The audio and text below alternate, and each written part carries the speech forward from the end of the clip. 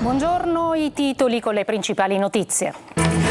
Tragico incidente mortale sulla Palermo-Sciacca, muoiono marito e moglie tunisini e un palermitano, feriti gravemente 3 bambini. Vigili aggrediti a Catania, questa mattina il processo per direttissima. Sicilia 24 parla l'esercente picchiato per aver filmato la scena e dice potevano uccidermi.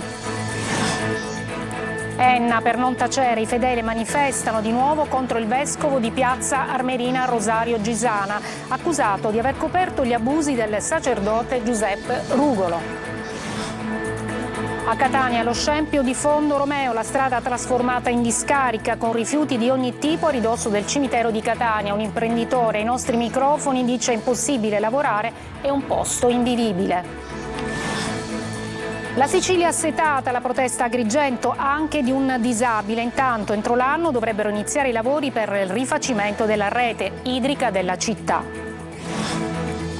Oggi e domani tornano le giornate FAI d'autunno, porte aperte alla cultura tra chiese, monumenti e palazzi, anche sconosciuti, 7 i siti coinvolti a Catania. A caccia nel pomeriggio Catania, in campo al Massimino, i rossazzurri sfidano l'Altamura, possibile novità in attacco con Montalto inglese dal primo minuto in campo.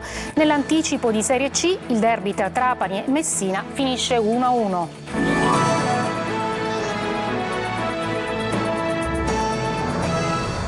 Buongiorno, e dunque in primo piano nel nostro telegiornale un drammatico incidente mortale sulla Palermo-Sciacca all'altezza del bivio per Giacalone, muoiono marito e moglie tunisini e un palermitano. Feriti gravemente 3 bambini. Marco Gullà. 3 morti e 3 bambini gravemente feriti è il bilancio di un tragico incidente stradale avvenuto questa mattina alle porte di Palermo. Lo scontro è avvenuto lungo la Palermo-Sciacca e ha causato la morte di 3 persone e il ferimento in modo grave di 2 bambini trasportati in ospedale in codice rosso, mentre un terzo bambino ferito appare meno grave. La Palermo-Sciacca da molti viene chiamata la strada della morte. Su questo tratto si sono registrati infatti diversi incidenti. Lo scontro è avvenuto al chilometro 13 tra una Mercedes classe C con a bordo una famiglia tunisina e una Toyota RAV con a bordo un palermitano. Nella Mercedes, che veniva da Agrigento in direzione Palermo, erano a bordo un marito di 44 anni e la moglie di 42, morti sul colpo, Valid Mussà e la moglie Zina Koski Mussà. Con loro i 3 figli di 4, 6 e 8 anni. Nella Toyota un palermitano di 51 anni, anche lui morto sul colpo, Riccardo Pardi il suo nome. A lanciare l'allarme sono stati alcuni automobilisti di passaggio. Sul posto sono arrivate le ambulanze del 118, i carabinieri e gli uomini dell'ANAS che hanno chiuso il tratto di strada al traffico per permettere i rilievi. I vigili del fuoco hanno estratto le vittime dalle lamiere. Le indagini per ricostruire la dinamica sono ancora in corso. È un nuovo periodo nero per gli incidenti gravi in Sicilia. Appena 3 giorni fa un grave incidente stradale si è verificato sull'autostrada 18 Messina-Catania, causando la morte di un bambino e il ferimento grave dei genitori. Ieri invece un motociclista di 26 anni è morto in un altro incidente stradale avvenuto sulla circonvallazione di Catania. E la prognosi per i 3 fratellini di 4, 6 e 8 anni rimasti feriti nell'incidente sulla statale Palermo-Sciacca, lo sentivate, è riservata. E sono tutti ricoverati in rianimazione all'ospedale di Cristina di Palermo. Uno dei 3 fratellini, che ha riportato un grave trauma cranico, è in sala operatoria dove i medici lo stanno sottoponendo a un delicato intervento neurochirurgico. Per l'altro, che ha una frattura al femore, i medici hanno disposto un intervento ortopedico. Anche il più piccolo di 4 anni è intubato e sedato. Adesso a Catania, dove i vigili aggrediti in pieno centro, lo ricorderete, ieri abbiamo dato notizia, questa mattina il processo per direttissima, e a Sicilia 24 parla anche l'esercente picchiato per aver filmato la scena e dice potevano uccidermi. Sentiamo Tonino De Mana. C'è attesa per l'esito della sentenza del processo per direttissima ai 2 fratelli titolari del baretto, arrestati giovedì scorso per l'aggressione ai vigili urbani intervenuti per multare un'auto in divieto di sosta in piazza Adamo e ad un esercente che con il cellulare stava riprendendo tutto, compreso il colpo di sgabello in testa. I giudici sono in camera di consiglio dalle 11. Immagini sporche in movimento e che mostrano l'inaudita aggressione avvenuta in pieno centro e a pochi metri dalla questura di Catania. Scene da Far West sotto lo sguardo attonito di turisti e di famiglie con bambini al seguito. Ammaccato e mai domo Roberto Tudisco, che ha avuto forse la sola colpa di filmare l'aggressione. potevo anche morire. Io sono vivo grazie ai miei dipendenti che sono riusciti a fermare questa furia omicida di questi due pregiudicati. Però noi la testa non la abbassiamo, non l'abbiamo mai abbassata. Io esorto tutti quanti, quando si trovano davanti con questi delinquenti, di non avere paura, di denunziare sempre.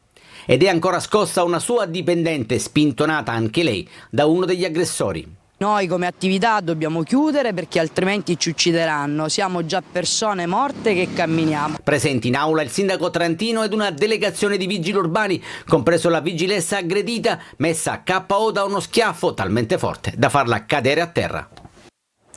Di qualche minuto fa l'esito appunto della Camera di Consiglio dei Magistrati che hanno convalidato gli arresti, obbligo di dimora per uno e invece arresti domiciliari per l'altro. Stiamo parlando dei due fratelli aggressori titolari del bar Baretto. Adesso a Enna un gruppo di fedeli manifesta di nuovo contro il vescovo di Piazza Armerina Rosario Gisana, accusato di aver coperto gli abusi del sacerdote Giuseppe Rugolo. Sentiamo Gerry Italia. La vicenda degli abusi sessuali legati al caso di Don Giuseppe Rugolo si arricchisce di un nuovo capitolo. Nel cuore di Enna Bassa un gruppo di manifestanti si è riunito davanti alla nuova chiesa di Santa Lucia per protestare contro il vescovo di Piazza Armerina, Rosario Gisana, accusato di aver coperto il sacerdote condannato a 4 anni e mezzo di reclusione per violenza sessuale su minori. Sul sagrato i dimostranti hanno scelto di esprimere il proprio dissenso indossando un bavaglio viola, simbolo del silenzio imposto su una vicenda che ha sconvolto l'intera comunità, ed esponendo cartelloni con estratti delle intercettazioni telefoniche dell'inchiesta in cui il vescovo, non indagato, parla chiaramente di insabbiamento. Il problema non è solo tuo, il problema è anche mio, perché io ho insabbiato questa storia, per cui stanno cercando in tutti i modi di accusarmi. All'interno della chiesa il vescovo Gisana stava celebrando la dedicazione dell'altare, un evento molto partecipato e presidiato dalle forze dell'ordine, riservato esclusivamente ai soli possessori di un pass speciale. Fuori dalle mura intanto in tutta la comunità diocesana il dissenso cresce. I manifestanti, sia cattolici praticanti che laici, chiedono trasparenza e giustizia, invocando le dimissioni di Gisana. Questa contestazione pacifica, silenziosa, fatta da persone che spontaneamente si sono aggregate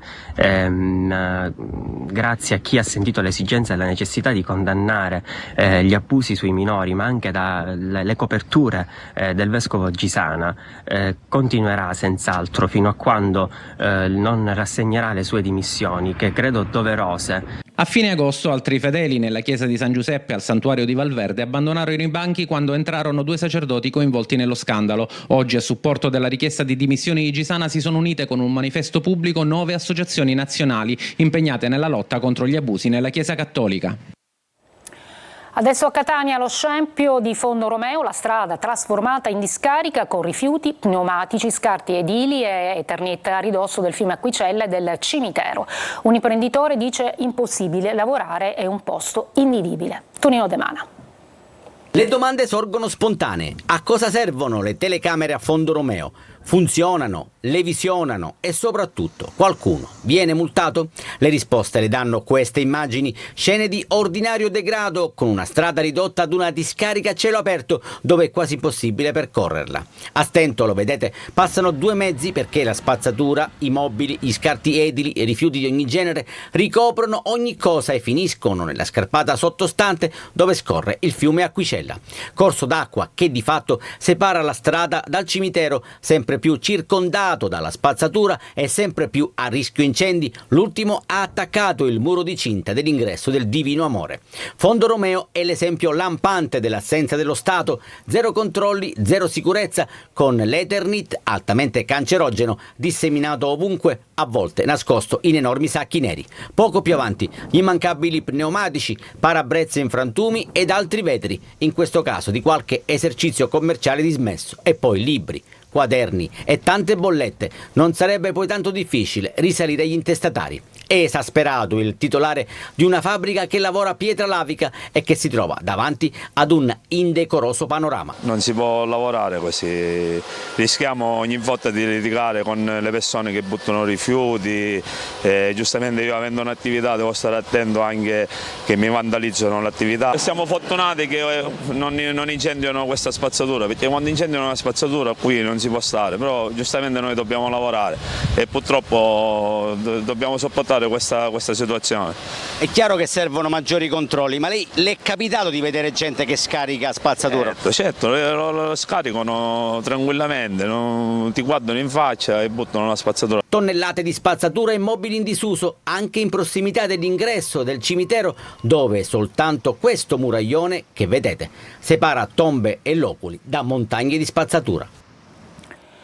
La Sicilia assetata, la protesta ad Agrigento anche di un disabile. Intanto entro l'anno dovrebbero iniziare i lavori per il rifacimento della rete idrica della città. Davide Sardo. Io sono un disabile, lei capisce bene che è un problema anche dove io mi trovo, in via Vincenzo Monti, l'acqua arriva ogni 12 giorni. Quindi stando al terzo piano salire i bidoni di taniche al quarto piano diventa una cosa insostenibile. Io non ce la faccio più, io dopo una settimana, oggi doveva arrivare l'acqua e oggi non l'ho presa, quindi non posso aspettare un'altra settimana. Io ho delle lavate da fare, l'igiene personale da fare, devo cucinare e devo rapportarmi pure con le persone, non posso stare così a fare schifo. È la voce di chi fa i conti da mesi con la crisi idrica ad Agrigento. Non sono bastate le proteste e i sit-in sotto il comune. L'acqua arriva razionata e lascia nello sconforto le famiglie che non si rassegnano. Intanto è corsa contro il tempo e nell'ultima manovra della giunta Schifani stanziati 350 milioni di euro per affrontare l'emergenza siccità. 14 milioni e 200 mila euro di questi dovrebbero essere utilizzati per le nuove reti idriche di Agrigento e Caltanissetta. A soffrire la sete sono anche altre province. Caltanissetta eroga l'acqua ogni 8 giorni ed Enna una volta alla settimana. Aggressioni negli ospedali, vertici in prefettura a Catania per fronteggiare l'emergenza. Desira Ferlito. Abbattere tempi d'attesa e individuare modalità comunicative che consentano una più efficace interlocuzione fra il personale sanitario e i familiari, fornendo notizie aggiornate sui pazienti ricoverati, nonché un'adeguata formazione al personale. È la sintesi del vertice in prefettura convocato a Catania per fronteggiare l'emergenza delle aggressioni negli ospedali. Episodi intollerabili che avvengono sempre più con maggiore frequenza. A volte basta poco per scatenare la rabbia e la frustrazione che poi si traducono in aggressioni fisiche e verbali al personale medico ed infermieristico dei nosocomi di Catania.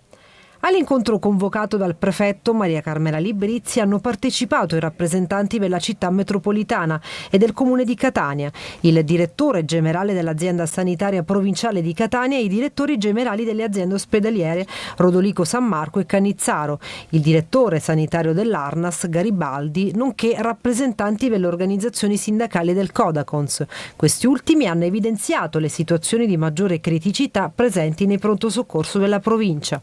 Sulla questione sicurezza il prefetto Librizzi ha annunciato che sarà il Comitato Provinciale per l'Ordine e la Sicurezza Pubblica a valutare la possibilità di avviare attraverso il 112 un collegamento diretto fra i pronto soccorso e le sale operative delle forze di polizia, nonché di intensificare i servizi di controllo e di vigilanza. La polizia a Catania ha arrestato al culmine di un inseguimento una coppia che a bordo di un'auto aveva forzato un posto di blocco. Nell'auto i poliziotti hanno trovato dosi di cocaina e un coltello.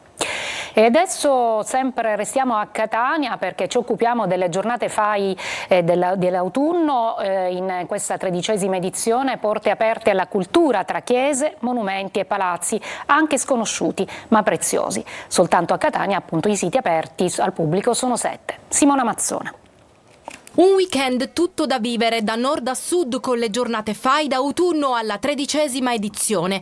Tra le 360 città italiane anche Catania, con 7 siti da visitare, 2 ad Acireale, 1 a Riposto e 4 a Lingua Glossa nel catanese. Ma è tutta la Sicilia ad aderire con nuovi patrimoni da mostrare ogni anno al pubblico curioso. Questa è la chiesa della Confraternita di San Sebastiano, mentre qui siamo al Palazzo Paterno del Grado, nel cuore della città, zona Castello Ursino. La proprietaria che vi abita lo ha aperto ai visitatori. Quando ho acquistato questo immobile, la prima cosa che ho fatto è stata proprio un colpo di fulmine. E perché metterlo a disposizione per queste giornate FAI? Questa è stata una sfida, proprio è stata una sfida, diciamo, una cosa inaspettata che mi hanno proposto, però io sono del parere che la bellezza crea emozione e quindi secondo me potersi emozionare anche per vedere questi affreschi che penso che faccia bene al cuore. 2 giorni per tuffarsi tra i palazzi d'epoca e le chiese, luoghi sconosciuti da scoprire e ammirare, una sorpresa per i turisti. Perché siamo turisti, veniamo da via, è stata una sorpresa. Ma soprattutto per i catanesi che vogliono conoscere la propria città. Una delle cose più belle che fa il FAI è quella di aprire cose che non si sono mai viste, quindi oggi abbiamo tutta una serie di luoghi nei quali non siamo mai potuti entrare perché erano privati oppure chiusi. Tra i ciceroni d'eccezione anche una classe del liceo classico Cutelli, coordinata dal capogruppo Giovani FAI. Noi con le giornate FAI d'autunno come gruppo giovani anche di primavera vogliamo incentivare a quello che è lo sviluppo di un senso di appartenenza. Buone giornate FAI d'autunno! Adesso una pausa e poi ci occuperemo di un'iniziativa dell'ASP di Palermo che promuove l'allattamento al seno.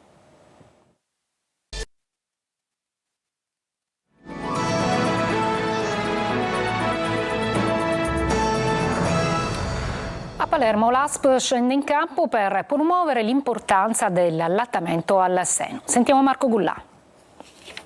Il latte materno è unico, un po' come recita questo appunto. Il latte della mamma è fondamentale, vitale per ogni figlio. Siamo a Palermo e l'ASP sta portando avanti diverse iniziative sull'importanza dell'allattamento al seno. È un'occasione che ci consente di dire a tutta la popolazione residente, in occasione della settimana mondiale dell'allattamento, quello che è l'impegno della nostra azienda ASP di Palermo. La direzione generale ha adottato una policy sull'allattamento, ossia un impegno per tutti gli operatori ad una formazione specifica che possa consentire di dare messaggi professionalmente validati e quindi sostegno. Un team opportunamente formato, composto da ginecologi, neonatologi e anestesisti, ha parlato dell'importanza dell'allattamento, evidenziando i benefici per la salute della donna, del bambino e della famiglia. Molto spesso l'allattamento viene vista come un vincolo, sempre col seno da allattare, ma nel mio caso in tutte e due le esperienze non è così, perché i miei figli hanno sempre mangiato ogni 2 ore e mezza, 3 ore,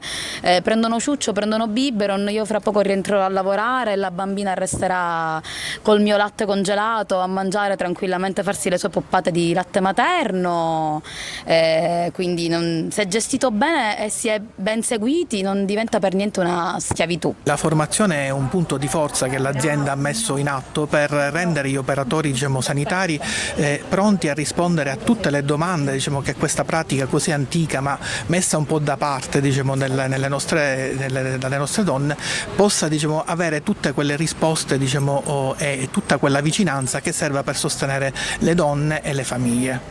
E possiamo anche sfatare un altro tabù dell'allattamento. Allattate, provate questa esperienza che non ve ne pentirete, farete soprattutto del bene ai vostri figli. La notte vi fa dormire? Sì, dorme tutta la notte, assolutamente.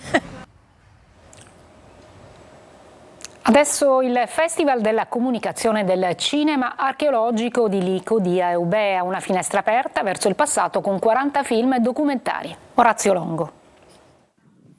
Un elmo dorato decorato da foglie scure che richiamano motivi antichi, simboli di un'archeologia viva e pulsante. È l'immagine della 14ª edizione del Festival della Comunicazione e del Cinema Archeologico di Licodia Eubea, paese del Calatino, in provincia di Catania, nel concept che invita a riflettere sulla relazione tra storia e modernità. Un patrimonio da salvare sicuramente dalla mano del tombarolo, del ladro di antichità, ma anche dalla dimenticanza, da chi il passato non lo valorizza, da chi lo prostituisce, potremmo dire, da chi lo violenta strumentalizzandolo.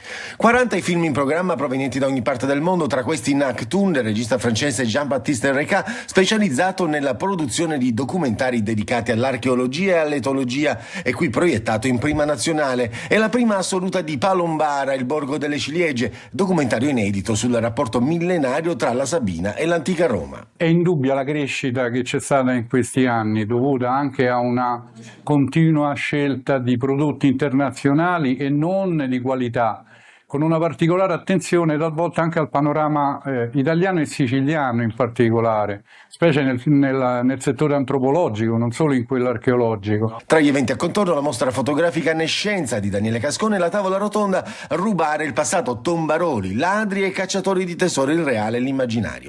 Il festival, sostenuto dalla Sicilia Film Commission e dal Ministero della Cultura, prevede quest'anno una finestra a Chiara Montegulfi, sabato 19 ottobre al Teatro Leonardo Sciascia, con tra gli altri la proiezione del film Terra Matta della regista palermitana Costanza Quatriglio, ospite della serata. I colori del gusto ad Acireale fino al 20 ottobre, un evento che celebra le eccellenze enogastronomiche siciliane, show cooking, chef stellati, degustazioni e il meglio dei prodotti made in Sicily. Desiree Ferlito. Acireale si tinge dei colori del gusto, evento che celebra l'arte culinaria e le eccellenze enogastronomiche siciliane. In Piazza Duomo fino a domenica 20 ottobre la cittadina barocca offrirà ai visitatori un'esperienza indimenticabile tra show cooking di chef stellati, masterclass su vino, olio e birra e degustazioni, oltre che stand espositivi delle eccellenze del Made in Sicily. Riuscire ad offrire una mostra mercato con dei dibattiti, con delle masterclass, con delle degustazioni, con dei cooking show legati alla nostra tradizione culinaria, alla nostra produzione agricola e farlo cercando la qualità. Non è una sagra né una fiera, precisano gli organizzatori, ma un evento che vuole appunto celebrare la straordinarietà culinaria dell'isola, nell'anno in cui la Sicilia è stata scelta come regione enogastronomica europea. È la prima volta che una regione italiana ha questo ambito riconoscimento e sicuramente il merito è delle eccellenze siciliane. 10 giorni di sapori autentici, i colori del gusto, organizzata dalla città di Acireale con la regione Sicilia, è una scommessa che ha tutte le carte in regola per promuovere le eccellenze siciliane nel mondo. Abbiamo voluto elevare e promozionare i prodotti della nostra Sicilia attraverso un incontro tra l'enogastronomia, gli chef, i nostri chef e i prodotti siciliani, i prodotti di qualità. Adesso breve pausa e poi il calcio con il Catania che affronta nel pomeriggio Altamura.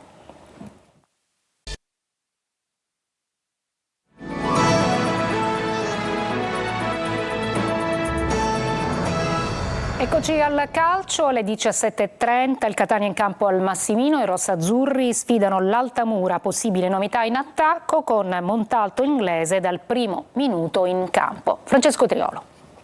Caccia alla terza vittoria consecutiva, sfruttando l'effetto Massimino il Catania che nel pomeriggio affronta il team Altamura ha la mentalità e la forza per centrare il terzo successo di fila e alimentare la sua corsa alla vetta della classifica. Continuità ha chiesto Mimmo Toscano alla sua squadra alla vigilia di questa gara che al di là del nome e della classifica dei pugliesi presenta difficoltà da non trascurare, soprattutto se l'Altamura arriverà sotto l'Etna prima per contenere, concedendo poco spazio. Come ogni squadra ha i suoi punti deboli come i suoi punti di forza. Dobbiamo limitare i punti di forza di ogni avversario che incontriamo e sfruttare le nostre qualità in quello che abbiamo studiato e preparato questa settimana. Serve quindi riprendere la prestazione di Caserta e Toscano ha già in mente che Catania vuole. Dobbiamo essere una squadra che attacca con veemenza l'area, che attacca gli spazi con veemenza, che tira con decisione, che crossa con decisione, quelle fanno la differenza. Per quanto riguarda Inglese e Montalto, in questo momento sono due calciatori che stanno crescendo, non è da escludere che potrebbero giocare anche insieme. Sulla formazione il tecnico ha quindi lasciato spazio alla possibilità di un impiego allo stesso momento di Inglese e Montalto in un 3-5-2 che garantirebbe anche le giuste coperture giocandosela a specchio.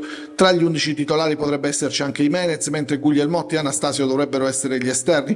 Tra gli ospiti l'unica certezza offensiva è Leonetti che dovrebbe essere affiancato da Molinaro, difesa a 3 formata da De Santis, Gigliotti e Silletti, a centrocampo ballottaggio tra Bumbu e Andreoli. Calcio d'inizio alle 17:30, Massimino atteso stracolmo. Su Telecolor si parte alle 17, 3 ore live con diretta stadio, collegamenti dal Massimino, analisi del match, le interviste post partita in anteprima ed i vostri commenti via WhatsApp al numero 342 7712 855. Il Messina sfiora il colpaccio nel derby col Trapani, al provinciale finisce 1-1. Franco Cammarasana. Davide contro Golia, così Giacomino Modica aveva etichettato alla vigilia Trapani-Messina, ma può anche succedere che Davide possa battere Golia, aveva poi aggiunto. E per poco ciò non si è avverato, perché ai punti Davide, ovvero il Messina, la partita contro Golia, ovvero il Trapani, l'ha ampiamente vinta. Non nel risultato però, perché a tempo ormai scaduto, nell'unica disattenzione della partita, il Messina ha consentito al Trapani di evitare una umiliante sconfitta.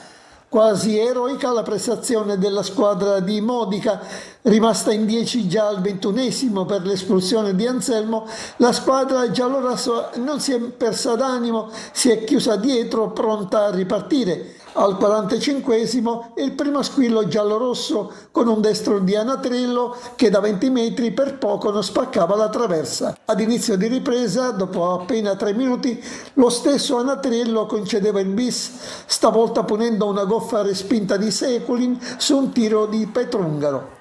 Poi l'insistente, sconclusionato e talvolta patetico assalto del Trapani, sistematicamente bloccato dal muro giallorosso, finché al 93esimo, sugli sviluppi di un angolo, ingenuamente regalato al Trapani, Udo non si alzava indisturbato per segnare il pari, ovvero il gol beffa per un Messina cui la cura Modica produce benefici effetti.